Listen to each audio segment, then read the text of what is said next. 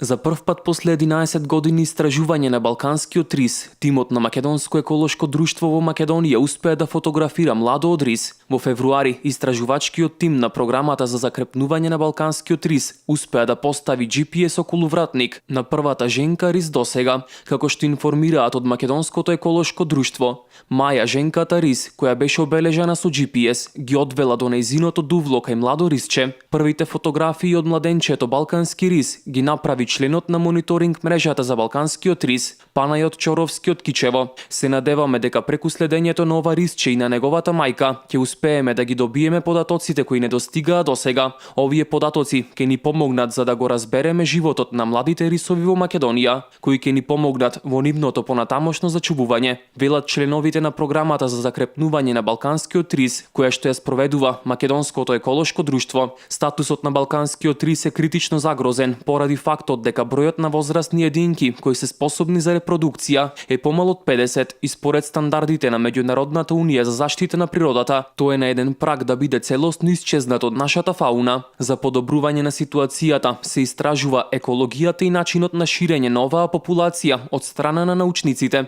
кои ги следат и фотографираат овие животни. Појавувањето на ова ендемично животно, за кое се заинтересирани повеќе реномирани светски организации за заштита на ендемичните видови, не е толку често колку што се посакува. Така е бидејќи ваков вид на истражување во Македонија не е нешто што е толку актуализирано и интересот е се уште во подем и развиток. Рист е еден од најпознатите рисови досега пронајдени кај нас. Тој бил пронајден во март 2012 година на планината Стогово. Бил пронајден дури 2 пати, што е за голема среќа на истражувачите, бидејќи за време на првото пронаоѓање му бил ставен ремен кој го следи неговото движење, но по некое време сигналот се загубил. Нивното пронаоѓање представува огромен успех за истражувачите за Македонија како држава, која има честа да има ваков ендемичен вид кој се движи низ нашите шуми.